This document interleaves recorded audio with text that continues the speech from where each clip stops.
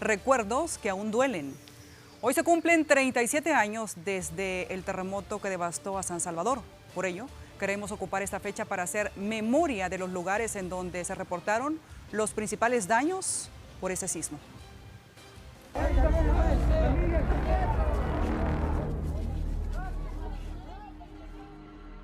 Hace 37 años, un 10 de octubre de 1986, cuando el reloj marcaba las 11:50 de la mañana.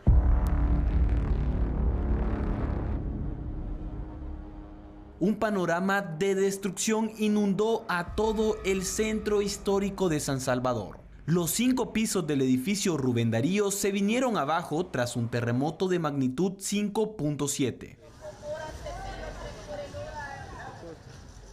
En la actualidad, donde estaba ubicado ese edificio, hoy se encuentra un centro comercial de una sola planta, una escenografía totalmente distinta. Para esas fechas, Roberto Cruz comenzaba su trayectoria en comandos de salvamento y aún recuerda todos los detalles de cada rescate que le tocó realizar.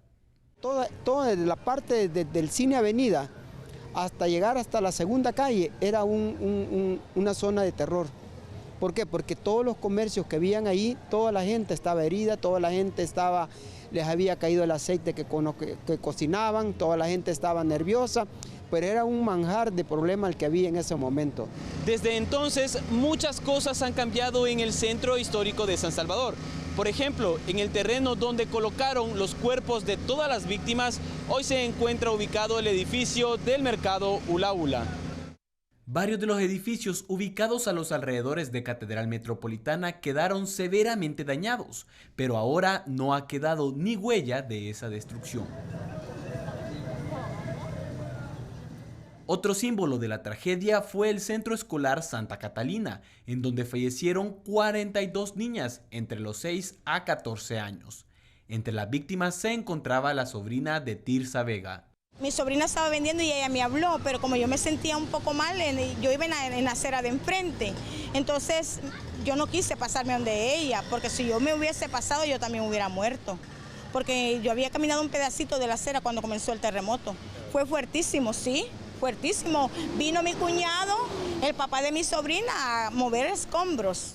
Los daños fueron cuantiosos. La imagen al divino Salvador del mundo sucumbió ante la fuerza del potente sismo y la estructura del Palacio Nacional sufrió daños. La interrogante es, ¿qué tanto ha cambiado la infraestructura del país en todos estos años?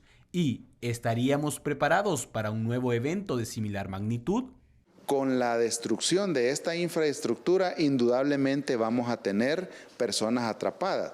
Justamente ese es el segundo aspecto en el que considero que hemos avanzado mucho con la creación y equipamiento del grupo de búsqueda y rescate urbano. Podemos dar cuenta de la preparación que tenemos para actuar en nuestro país. Pese a que han reportado sismos de mayor magnitud, el de 1986 fue considerado como uno de los más destructores en la historia reciente del país. El pasar de los años no ha impedido que los salvadoreños que vivieron en esa época aún recuerden cuando un día normal se volvió una verdadera película de terror. Andrés Sandoval para Tele2.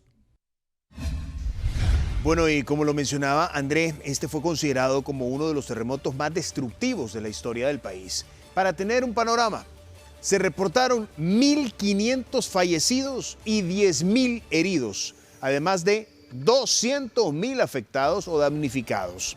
En cuanto a daños, se reportaron 60.000 viviendas destruidas. Oiga usted esa cantidad, por Dios, 60.000 viviendas destruidas. 3.000 edificaciones presentaron daños. Estos números no solo son una prueba del terror que vivieron los ciudadanos en esa fatídica fecha, sino un recuerdo de la vulnerabilidad que persiste cuando vives en un país sujeto a sismos.